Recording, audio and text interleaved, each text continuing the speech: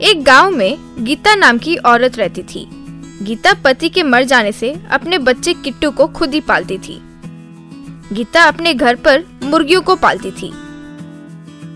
उनके दिए अंडों को किट्टू साइकिल पर बाजार में बेचने ले जाता था।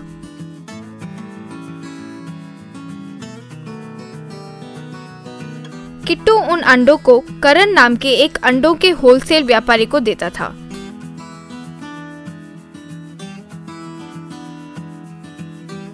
एक दिन करण किट्टू को 500 रुपए दिया।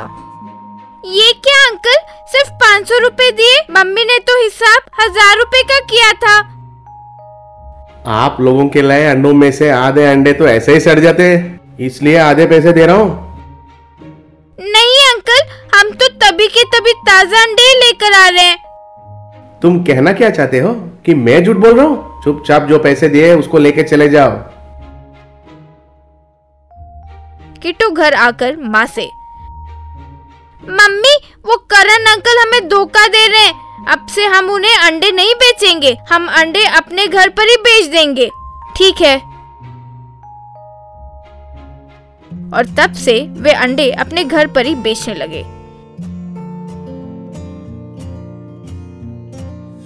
एक दिन रात को करण उनके घर आकर बाहर रखे अंडों को हथौड़े से तोड़ दिया।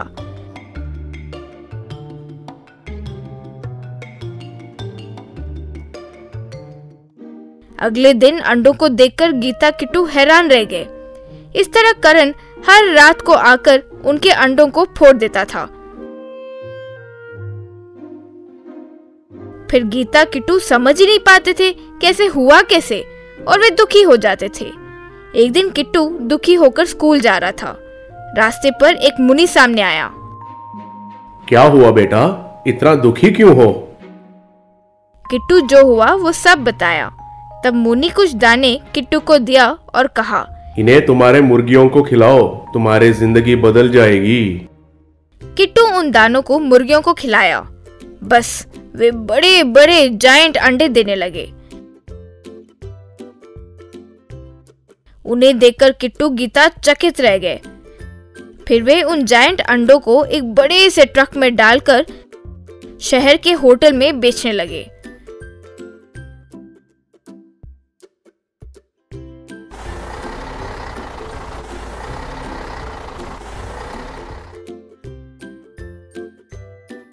फिर वे बड़े बड़े अंडों के बारे में न्यूज़पेपर्स में भी छपा। इसकी वजह से उन्हें देश के चारों कोने से ऑर्डर्स आने लगे। फिर बड़े अंडों को ट्रेन में डालकर बेचने भी लगे। इससे वो लोग बहुत पैसे कमाने लगे। इस तरह मुर्गी हर दिन बड़े बड़े अंडे देने लगती और फिर वे उन्हें देश के चारों कोनों में बेचते थे। एक दिन करण हथौड़ा पकड़कर उनके घर आया। अंडों को जोर से मारा। बस वो अंडा लुढ़क कर उसी की तरफ आने लगा। करण डर से भागने लगा और वो अंडा उसके पीछे पड़ने लगा। वो भागते भागते एक पेड़ पर चढ़ गया। वो अंडा उसके लिए पेड़ के नीचे ही इंतजार कर रहा था। शाम हो गई। इतने में किट्टू वहां आया। पेड़ के ऊपर से करण, अरे तुम्हारे आगे हाथ जोड़ता हूँ भाई, इस अंडे से मुझे बचाओ। अगर इसके नीचे आया तो मैं चटनी बन जाऊंगा।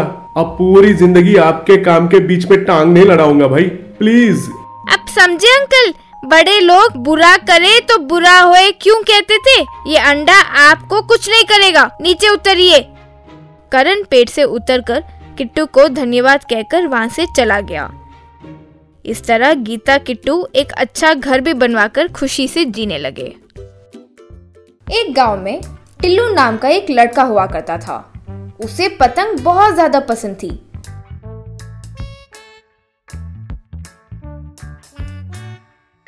टिल्लू रोज स्कूल से आते ही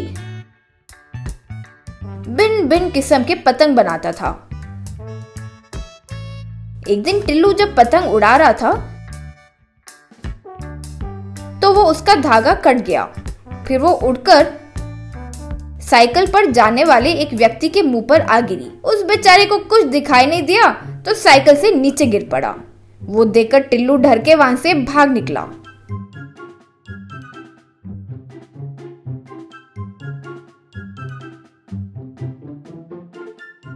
एक और दिन एक लड़का और लड़की चेस खेल रहे थे। चेक! इतने में टिल्लू की पतंग आकर उस चेस बोर्ड पर गिर पड़ी तो वो पूरा का पूरा चेस बोर्ड हिल गया। मैं ही जीतने वाली थी कहकर टिल्लू की ओर देखकर, रे टिल्लू आज तो तू मेरे हाथ से गया रे कहकर उसके पीछे भागने लगी। टिल्लू भाग गया। फिर एक बार टिल्लू की पतंग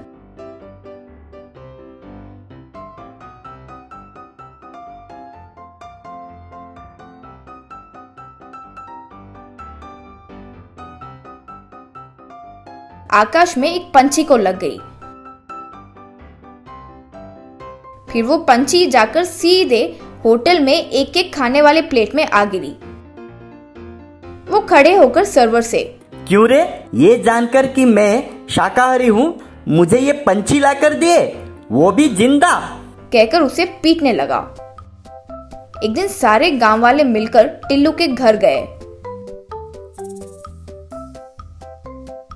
एक आदमी टिल्लू के पिता परमेश से, आपके टिल्लू के पतंग के पागलपन के वजह से हमारी सुख शांति भंग हो गई है। यही डर से जीते हैं कि कब और कहां से इसकी पतंग आ गिरे।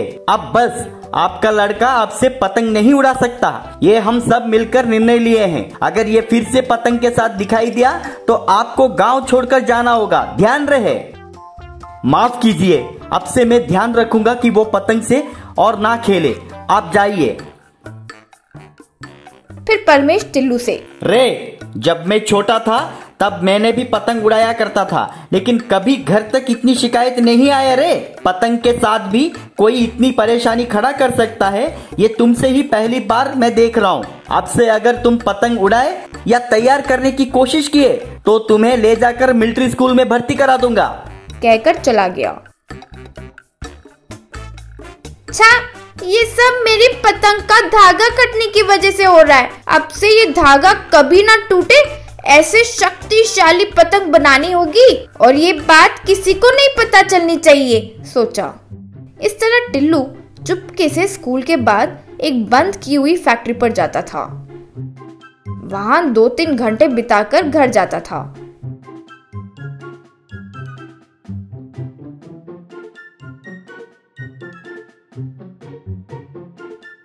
क्यों रे, रोज स्कूल से लेट आ रहे हो? कहाँ घूमते रहते हो? मैं एक स्पेशल असाइनमेंट पर काम कर रहा हूँ मम्मी, उसके बारे में मुझे कुछ मत पूछो, वो एक सीक्रेट है। उसे कुछ नहीं समझ आने की वजह से वो अपना सर पकड़ लेती थी।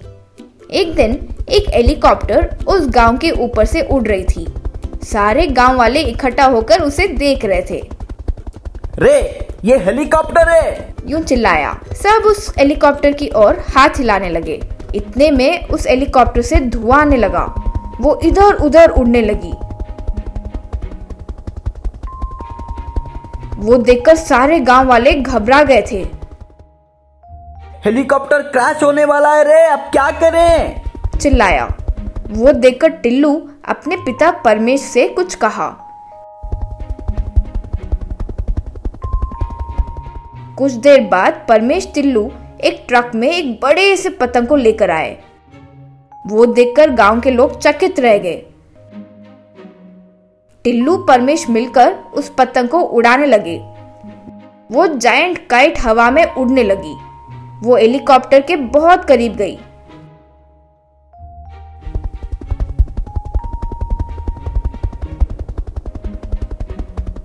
फिर हेलीकॉप्टर में बैठा हुआ एक इंसान उस पतंग पर कूदकर उसके धागे को पकड़ लिया। उसकी पत्नी उसके पैर को पकड़ ली और उसका बेटा उसकी माँ के पैर को पकड़कर लटका हुआ था। लोग ये सब घबराते हुए ध्यान से देखने लगे। टिल्लू परमेश उस पतंग की डोरी को खींचने लगे। फिर वो पतंग नीचे आने लगी। फिर धीरे धीरे उतरते हुए वो आखिर नीचे पहुंच ही गई।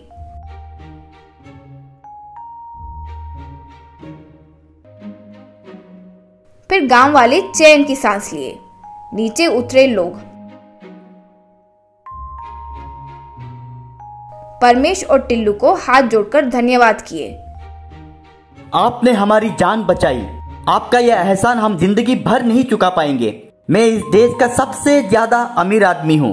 आपने जो किया उसकी कोई कीमत नहीं है, लेकिन अभी के लिए मैं आपको ये 1 करोड़ रुपए का चेक दे रहा हूँ और आपको जितने चाहिए होंगे उतना दूंगा, और साथ ही आपके गांव में पाठशाला, अस्पताल और आपको जो चाहिए वो सब बनवाऊंगा। गांव के लोग खुशी से तालियां मारने लगे। परमेश ने टिल्लू को शाबाशी दिया। फिर गांव के सारे लोग कुछ कुछ पैसे डालकर टिल्लू को एक छोटा सा सोने का पतंग बनाकर तोहफे में दिए।